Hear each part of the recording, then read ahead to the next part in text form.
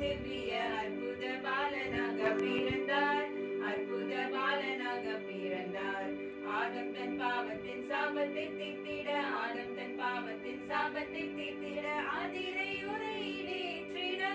மாசற்ற ஜோதி திருத்துவத்தோர் வஸ்து மரியம் கண்ணீடம் உதித்து, மரியம் கண்ணீடம் உதித்து,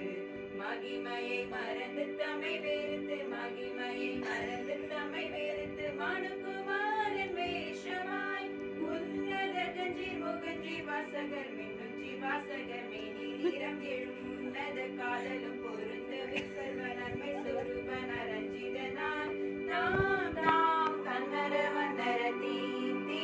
தீமையல் வெற்றிட சங்கீத சங்கீத சங்கீத சந்தோஷமென சுபன பாடவே இங்கித இங்கித இங்கித